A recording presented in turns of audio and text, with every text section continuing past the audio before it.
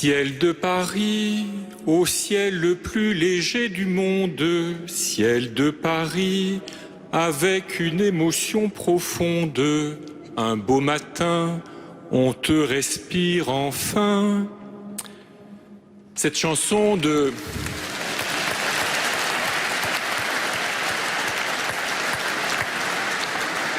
Il est difficile de jouer au chansonnier devant Monseigneur Michel Aupetit, mais je m'y suis risqué.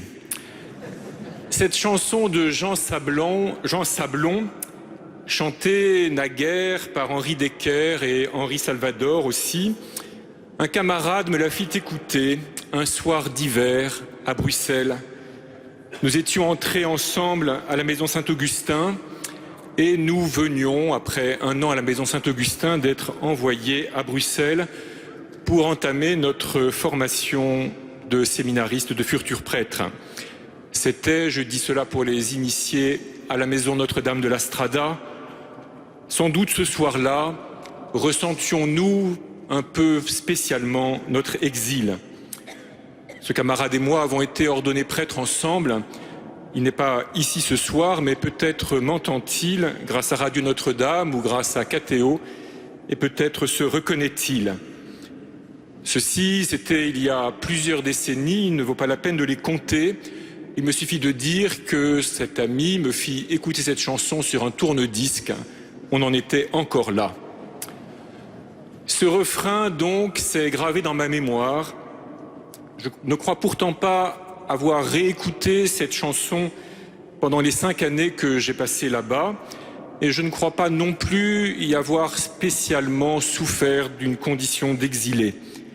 Mais ce refrain m'est revenu à la mémoire lorsque je suis rentré à Paris à la fin de mes études et je me le suis fredonné bien souvent. À Paris, le ciel est souvent difficile à apercevoir entre les deux rangs des hautes façades haussmanniennes qui bordent les rues, mais la Providence m'a permis d'avoir de temps en temps des points de vue élevés, comme rue Axo, lorsque, au tout début de mon ministère, j'étais à Notre-Dame des Otages comme prêtre étudiant, ou bien depuis la butte Montmartre, où je suis allé assez régulièrement. Et surtout, la Providence m'a donné d'avoir souvent à longer la Seine et à traverser un de ces ponts pour aller de Saint-Roch jusqu'au lycée Montaigne ou bien au lycée Louis-le-Grand, et surtout pour aller jusqu'à l'école cathédrale, ensuite pour aller de Saint-Paul-Saint-Louis jusqu'à la même école cathédrale, et puis de l'archevêché ou de la rue Vaneau vers l'école cathédrale ou le collège des Bernardins, et depuis 10 ans pour aller vers les quartiers qui m'étaient confiés, ou aussi, il faut bien le dire, pour aller rencontrer des amis. Tant de fois, le long de la Seine ou sur ces ponts, j'ai été saisi par la beauté des ciels de Paris. Et ce refrain m'est monté aux lèvres, du moins intérieurement. Le ciel si clair de certains matins lavé par une nuit de pluie, les ciels orange et rouge et jaune de certains couchers de soleil dont la polychromie presque invraisemblable est sans doute un peu aidée par la pollution, ce qui n'enlève rien à leur stupéfiante beauté, ou bien certains ciels où les nuages sont percés par les rayons du soleil dans un camailleux de bleu ou de gris qui ont sans doute inspiré les grands peintres du XVIIe français, les Poussin, les Lebrun, les Vouet. Ce ciel de Paris, si divers et si vaste, au-dessus de notre ville, tellement serrée et tellement peuplée, tellement habitée de toute son histoire et de toutes sortes de gens, m'a toujours paru rendre visible une part du combat spirituel qui se joue ici. Ce ciel rappelle que l'homme n'est pas fait pour vivre le nez au sol, préoccupé seulement du lendemain. Il est fait pour s'emplir de la totalité de l'histoire et de l'éternité, pour donner espace en lui à tous les autres et à toutes choses. Dans notre ville, où si facilement nous allons d'un pas pressé, serrés dans le métro, bousculés les uns par les autres, le visage sombre ou préoccupé, regarder le ciel, le plus léger du monde, m'a souvent rappelé que chacun de ceux que je croisais est quelqu'un d'ouvert à la plénitude de Dieu, mieux qu'il ne le sait et mieux que je ne le voyais. Le ciel de Paris nous rappelle cela. Ces vastes cieux dilatants, bien sûr, laissent parfois place à des ciels sombres, lugubres, et lorsqu'on circule à bicyclette, la pluie est rarement une compagne appréciée. Mais presque chaque jour, la lumière perce, et sur la scène, soudain, l'espace s'amplifie, le regard peut monter vers le haut, et le cœur peut s'élargir. Je dois d'ailleurs préciser que j'avais retenu le refrain de cette chanson d'une manière fautive. Je me fredonnais ciel de Paris au ciel le plus léger du monde, avec une émotion profonde, je te retrouve enfin, alors que le chansonnier dit avec beaucoup plus de poésie, on te respire enfin. La nuit, ce vaste ciel laisse parfois voir les étoiles. Je me suis plus souvent à y retrouver quelques-uns de ceux qui ont été des lumières sur ma route. Permettez-moi de ne citer que les défunts et d'une certaine façon que les noms des commencements. Je voudrais citer le père Beauvais, le père Meira et le père Petit, qui étaient l'équipe du Saint-Léon de mes 11 ou 12 ans jusqu'à mes 15 ans. Et y ajouter sœur Thérèse, qui est toujours parmi nous, mais qui est partie dans sa Bretagne. Je voudrais citer encore Monseigneur Maxime Charles au Sacré-Cœur, dans mes années d'étudiant, sur cette butte où le ciel de Paris recouvre la ville de sa ressemblance.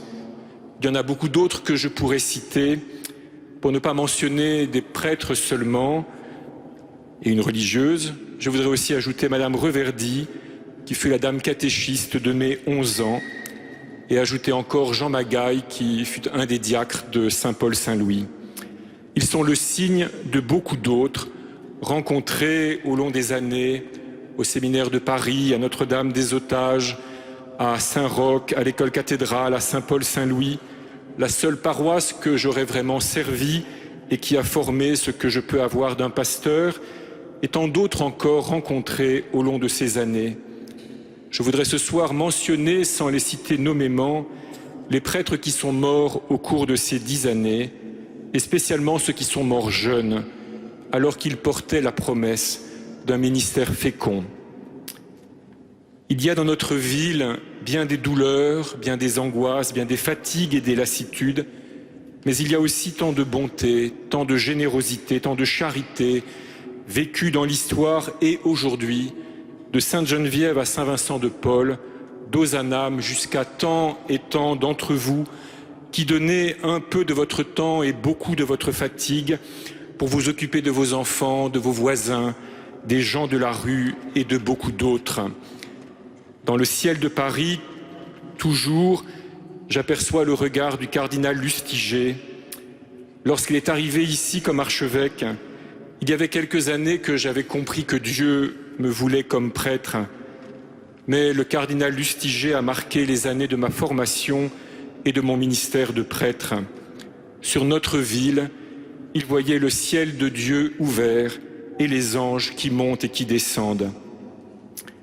Le ciel de Paris n'est pas toujours aussi léger que le dit la chanson et que je veux le décrire ce soir, mais si j'ai pu le voir ainsi, et peut-être avec plus d'acuité que jamais depuis que je suis devenu évêque et évêque auxiliaire, je le dois pour une bonne part à Monseigneur André 23.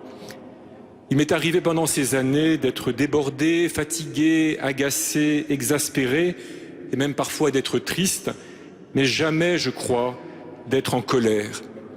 La sage conduite de Monseigneur 23, son affection sans affectivité, son détachement de son image publique et son espérance dans le salut que le Christ Jésus a obtenu pour les hommes, tout cela m'a beaucoup aidé.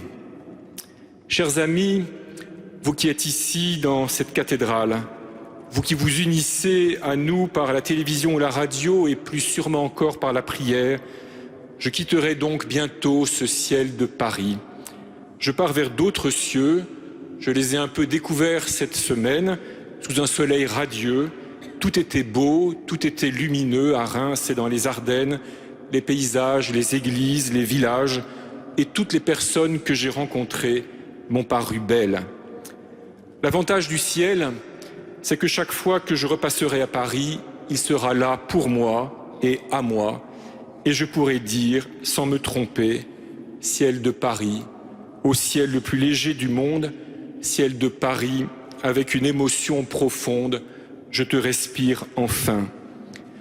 Comme je ne peux pas tous vous remercier, permettez-moi de remercier ceux qui rendent possible la vie de notre cathédrale, les sacristains, le gardien, ceux qui accueillent, ceux qui veillent à la sécurité, les clercs, les organistes, la maîtrise, les bénévoles et tous les salariés, ceux qui font le ménage, et tant d'autres encore que j'oublie certainement. Tant d'événements ont été possibles et jamais rien ici n'a été impossible. Tant de joie profonde a été partagée dans les ordinations, dans les veillées pour la vie, dans les offices si magnifiques de la Semaine Sainte, dans certains rassemblements diocésains, et tant se fait chaque jour, chaque semaine et chaque mois au cours des offices, et spécialement lors de la vénération de la couronne d'épines.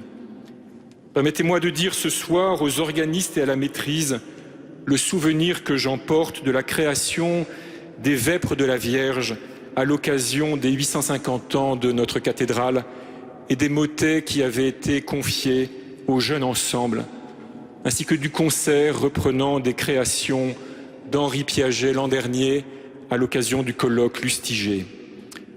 À travers tous ceux qui œuvrent à la cathédrale, je voudrais saluer tous ceux que j'ai rencontrés dans les paroisses et dont l'aide et le dévouement et la générosité m'ont beaucoup touché.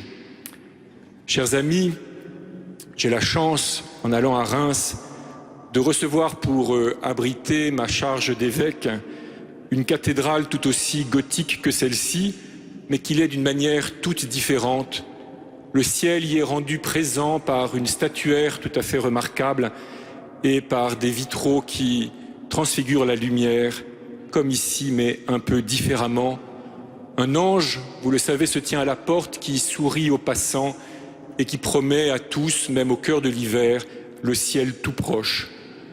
Je prie, chers amis, pour que le ciel de Paris vous soit toujours à tous et à chacun le plus léger du monde. Je supplie Dieu qu'il ne soit pour aucun d'entre vous bas et lourd, pesant comme un couvercle, ainsi que l'a décrit le poète du spleen. Que votre ciel intérieur, en tout cas, soit haut et clair et ouvert à la lumière qui tombe du trône de Dieu, si douce souvent, si forte parfois. Je ne doute pas que sous votre sage conduite, Monseigneur, cher Michel, avec les vicaires généraux, les évêques auxiliaires et tous les prêtres et tous les laïcs et les diacres et tous les laïcs qui vous entourent, tous les membres de vos conseils, je ne doute pas que l'Église particulière de Paris continuera d'être, à tout le moins, un phare qui éclaire l'Occident, et je vous le promets, de Reims, je m'en réjouirai. Je ne sais pas à qui pensait le poète lorsqu'il concluait son refrain, mais je l'entends moi de Notre-Dame du Pilier, ciel de Paris, après la rage, après l'orage, ciel de Paris, j'ai retrouvé ton cher visage, ciel du bon Dieu, avec tes yeux gris bleus.